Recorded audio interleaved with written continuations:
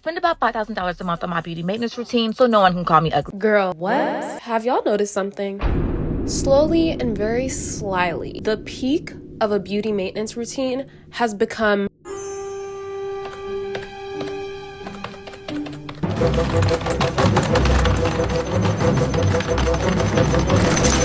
This is coming from someone who has dropped bands on some of this stuff. I just got my lashes done, just got my nails done, I get my toes done, I've done a wax, but I've also noticed something else. There are two types of glow ups on the internet. The $5,000 extreme overnight glow up and the completely different glow. The physical, mental, aura glow, which happens with dedication, determination, and discipline. You can tell just on the person if it's that overnight glow up, the instant gratification glow up, or if it's that mental, physical, hard work, discipline, over time glow up. Even in the past, we look at people like Marilyn Monroe, right? People just could not wrap their head around how she was so beautiful. Is it the hair? Is it this? Is it that? At the end of the day, it's the aura. It's the energy. That is what we need to be focused on when it comes to glowing up, but that is not what we're focused on. I'm not saying don't invest in yourself. I'm actually saying the complete opposite. Invest in yourself in the ways that matter, not in the ways that social media is trying to mess with your mind and telling you it is to, at the end of the day, sell products and services. That's consumerism, baby. That's why I personally have learned to do all my own beauty maintenance, and I've been following some practices over the years that have actually helped me glow up internally and physically. It's not that I do my hair a certain way. It's not that I do my lashes. It's not that I do my nails. It's the energy. It's the aura. It's the determination. And that does encompass beauty maintenance to some extent, but that's not the pinnacle of what a glow up is. The external is a bonus. So here are some tips on how you can actually glow up. Tips that nobody on social media is talking about enough. Hi girlies, welcome back to Boss Girlified. It is your girl Tima, and before we get into tip number one, the new year is coming in and you need to start that YouTube channel you've been talking about. But before you do that, you need to make sure you're protecting yourself and your content, because believe it or not, anything can happen. And you can protect your content IP with trips. Your content is everywhere. That's the point of posting content. But did you know that what you're sharing is actually your intellectual property? That's exactly why it's really smart to protect your content with an IP.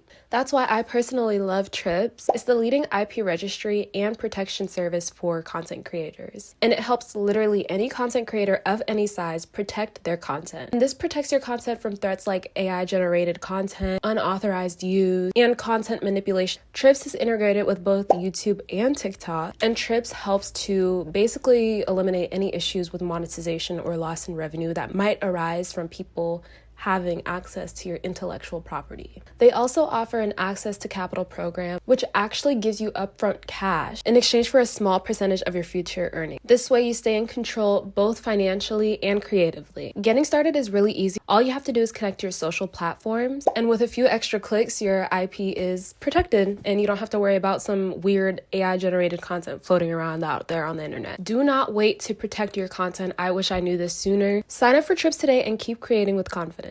Thank you so much to Trips for partnering with me on today's video, and without further ado, let's go ahead and get straight back into the video. First thing I'm gonna need you to work on is anti-inflammation.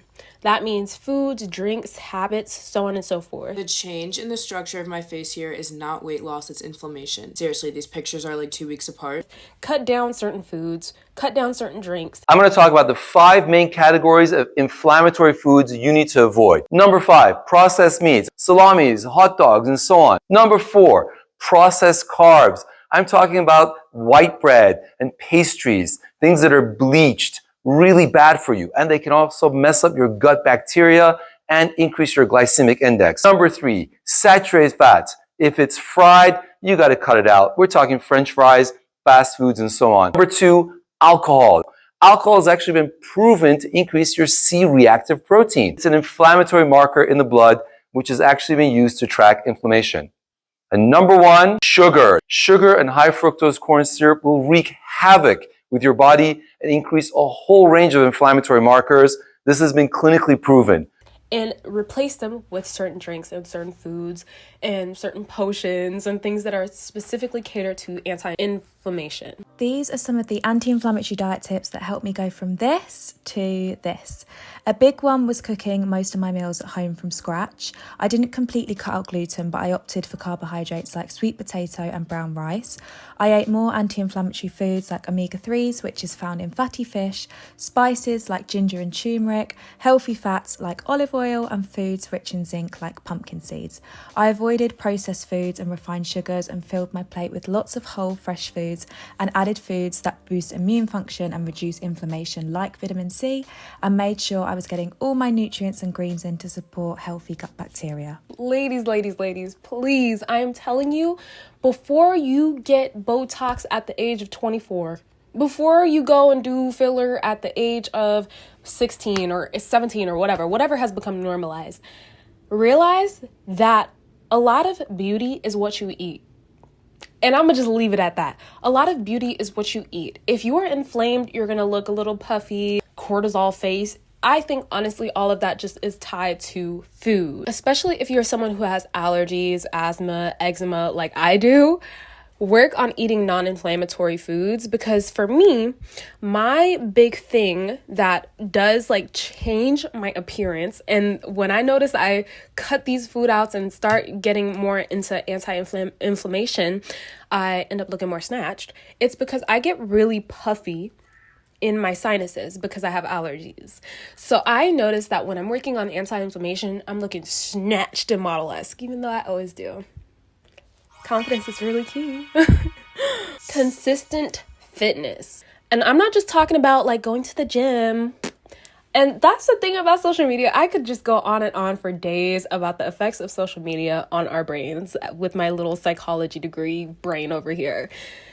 Listen, social media has convinced us that fitness is going to the gym. That is one specific type of person. If you specifically want to build something, go to the gym. Or if you specifically want to be a bodybuilder, go to the gym. Or if you specifically want to build some muscles, go to the gym.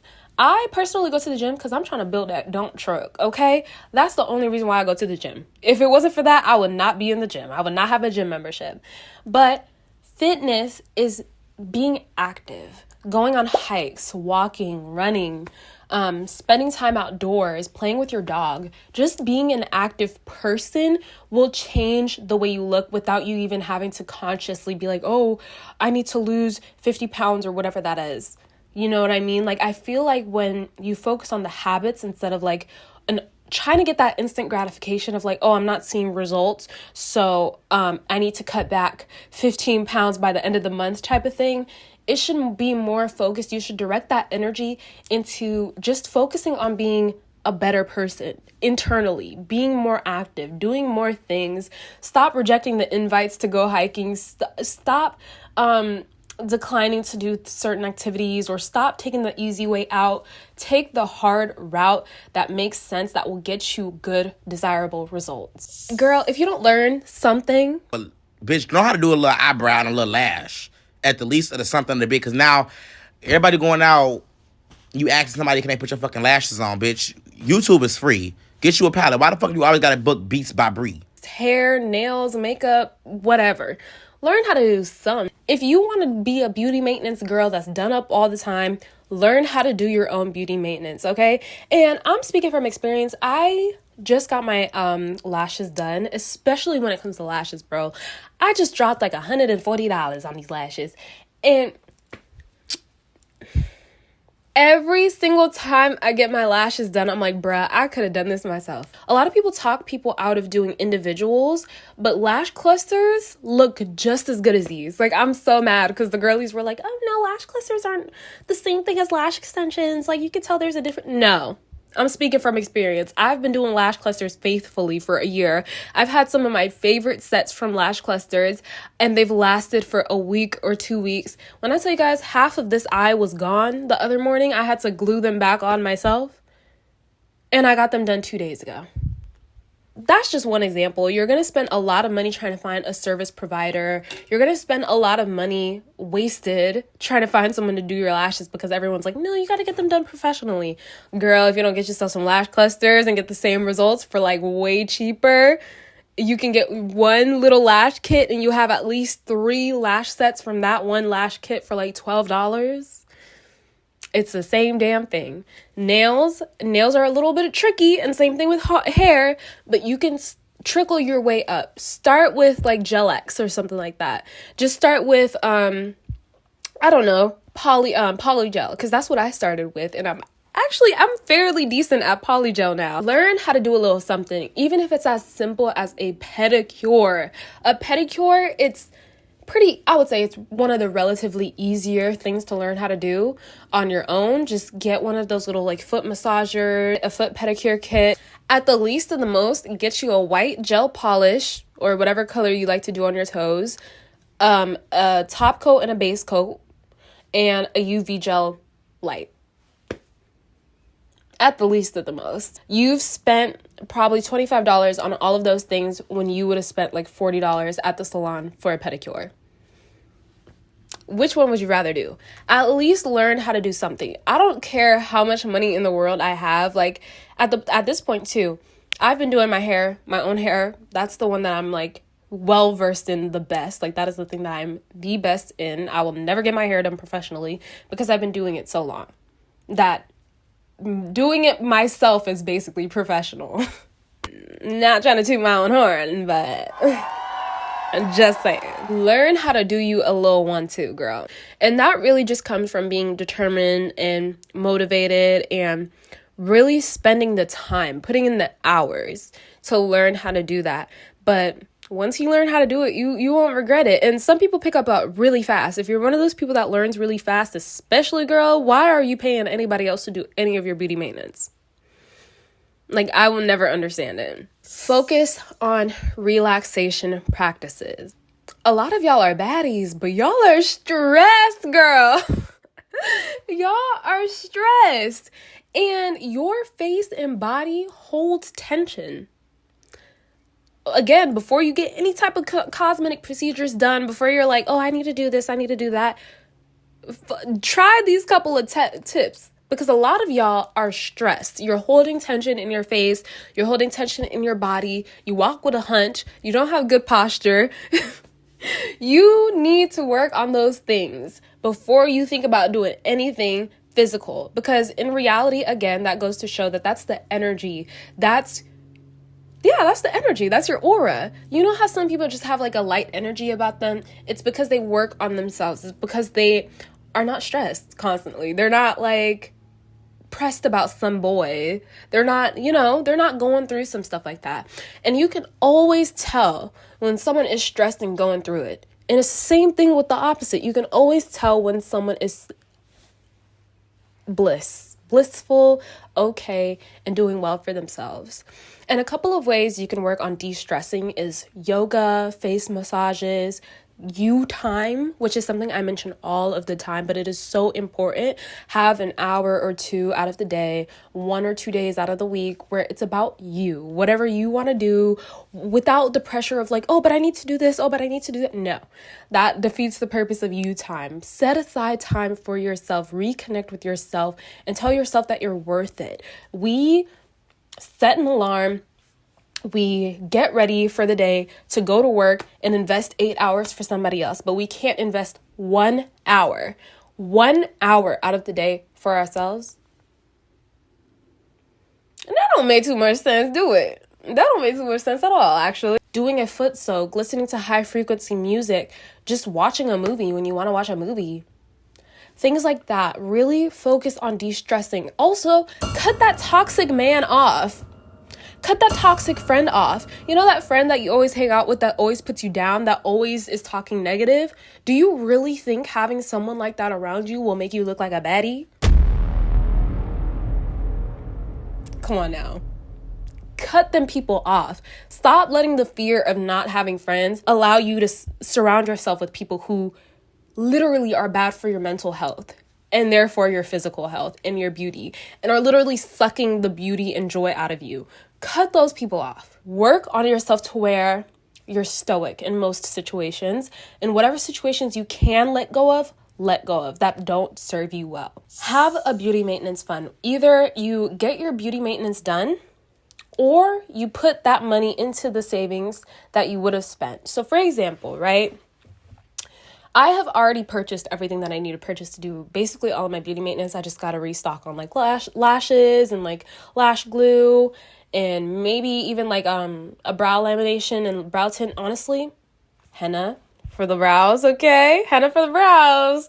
Henna for the brows. If you guys want like a DIY full beauty maintenance video, let me know, because girl, I come from an African family. We're on game with henna. We're on game with all types of other hair braiding and stuff. So if y'all want to feel a full DIY beauty maintenance video, let me know.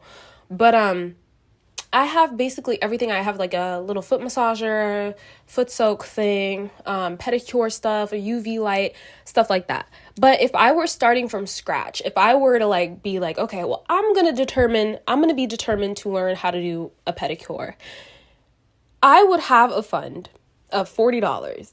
And I'll be like, okay, I can either use this $40 to go get a pedicure or buy the stuff I need to get a pedicure. And when I buy that stuff and then it comes the next time to do my pedicure, if I decide, I'm going to actually do my own pedicure again, I would put that same $40 again into my beauty maintenance fund or whatever savings you have. That way you can kind of encourage yourself to keep practicing and keep getting good at it. And that is how I got good at doing polygel nails, like after 2 to 3 times of me doing it. Believe in yourself. You can really do a lot more than people would like you to think. Because at the end of the day, what's the quickest way to sell something to somebody? Make them think that they need it. And that is what all these people on social media are trying to do with these extreme $5,000 glow up routines, when in reality, the only glowing up there is internal. Is internal. That's why you could see these people spend all this money and look at them and be like, oh my God, they look kind of the same. Am I tripping? Like, they changed their hair color, and yeah, it might suit them a little better, but at the end of the day, they still look the same.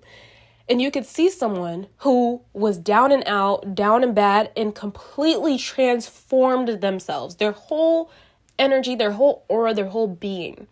And that is because there's a difference between glowing up physically and glowing up internally.